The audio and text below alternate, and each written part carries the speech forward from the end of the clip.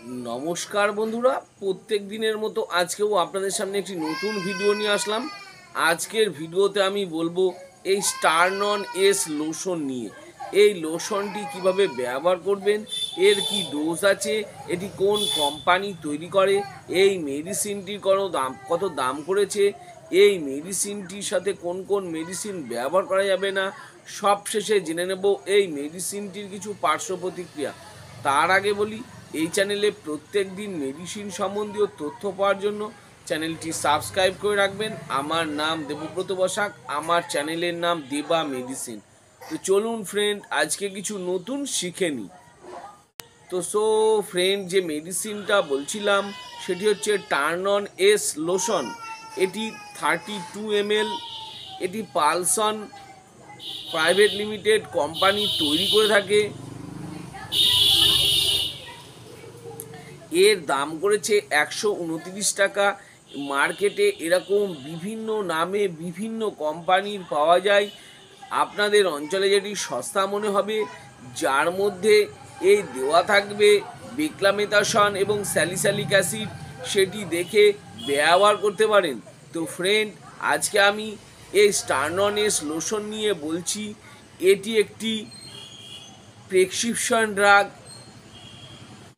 এটি ব্যবহার করা হয় চর্মরোগ, একজিমা, সোরিয়াসিস, লাল লাল হয়ে যাওয়া, চুলকানি, ফোলা ভাব, সেগুলো ক্ষেত্রে এই লোশনটি ব্যবহার করা হয়ে থাকে।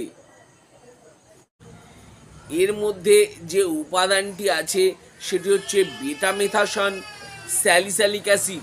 বেটামেথাসন দেওয়া আছে, আমি দেখিয়ে দিচ্ছি, দেখে নেন। এর মধ্যে 0.05% এবং স্যালিসাইলিক অ্যাসিড দেওয়া আছে 3%।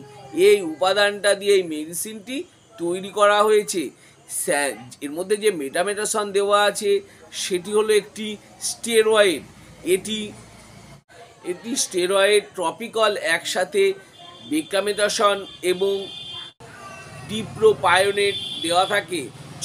যেখানে বেক্লামেথাসন দেওয়া থাকবে, সেখানেও ডিপ্রোপায়োনেটও সঙ্গে যোগ করা থাকে। এই ডিপ্রোপায়োনেট দেওয়া থাকে 0.0644%। আরেকটি দেওয়া আছে স্যালিসাইলিক অ্যাসিড।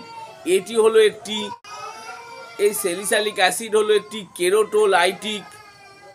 কোয়াটিন ক্লবগুলোকে ভেঙে কাজ করে।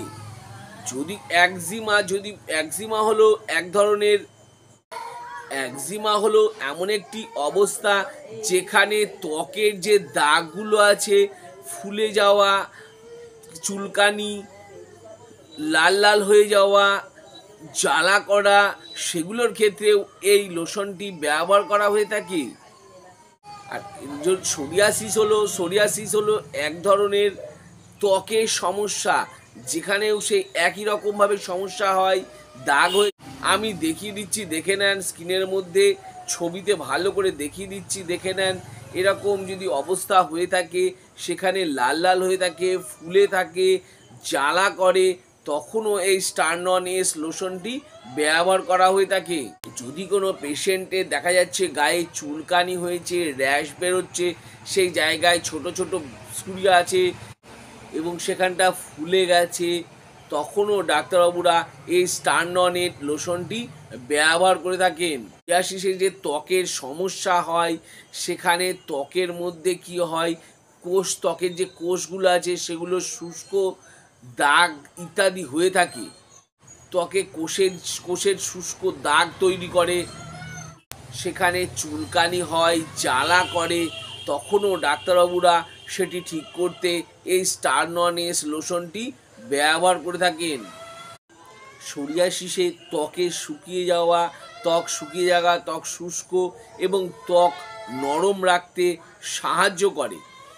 আমি যেসব ব্যবহারগুলো বললাম, হতে পারে সেগুলো ছাড়াও হয়তো ডাক্তারবাবুদের এক্সপেরিমেন্টস থেকে আরও অন্য কোনো ক্ষেত্রে ব্যবহার করে থাকেন। এবার জেনে নেব এই মেডিসিনটির ডোজ বা নিয়ম। এই স্টারনন এস লোশনটি দেখতে অনেকটা এরকম। এটি ভালো করে দেখে নেন, আমি স্ক্রিনে দেখিয়ে দিচ্ছি। এই যে লোশনটি দেখতে অনেকটা এরকম, এটি যে জায়গায় লাগানো হবে সেই জায়গাটা ভালো করে পরিষ্কার করে নিয়ে দিনে 2বার বা 3বারও ব্যবহার করার জন্য ডাক্তারবাবুরা প্রেসক্রাইব করে থাকেন। এই লোশনটি সাধারণত 2 সপ্তাহ বা 3 সপ্তাহ পর্যন্ত ব্যবহার করার জন্য প্রেসক্রাইব করে থাকেন। কিছু কিছু পেশেন্টের ক্ষেত্রে দেখা গেছে টানা অনেক দিন ব্যবহার করার জন্য ডাক্তারবাবুরা প্রেসক্রাইব করে থাকেন। ডাক্তারবাবু আপনাকে যতদিন ব্যবহার করার জন্য বলেছেন ততদিনই ব্যবহার করবেন, তার বেশি ব্যবহার করবেন না। সবশেষে জেনে নেব এই মেডিসিনটির কিছু পার্শ্ব প্রতিক্রিয়া, যেমন সেই জায়গাটায় ত্বক শুকিয়ে যেতে পারে, চুলকুনি বেড়ে যেতে পারে, গায়ে র্যাশ বেরোতে পারে, অ্যালার্জি বেড়ে যেতে পারে, ত্বকের কালার চেঞ্জ হতে পারে ইত্যাদি হয়ে থাকে। আমি যেসব পার্শ্ব প্রতিক্রিয়াগুলো বললাম হতে পারে, সেগুলো ছাড়াও যদি আরও অন্য কোনো সমস্যা দেখা দিয়ে থাকে তাহলে আমি বলবো এই লোশনটি বন্ধ করে দেবেন এবং সঙ্গে সঙ্গে ডাক্তারবাবুর পরামর্শ নেবেন। তো ফ্রেন্ড, এই স্টারনন লোশন নিয়ে ভালো করে বুঝিয়ে দিলাম।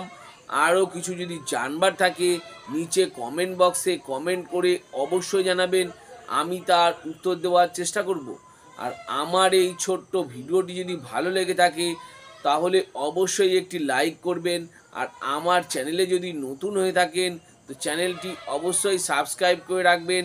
আর পাশে থাকা বেল আইকনটি বা যে ঘন্টাটি আছে সেটি বাজিয়ে দেবেন, যাতে এরকম নতুন নতুন ভিডিওগুলো নোটিফিকেশনের মাধ্যমে আপনাদের কাছে খুব তাড়াতাড়ি পৌঁছে যায়।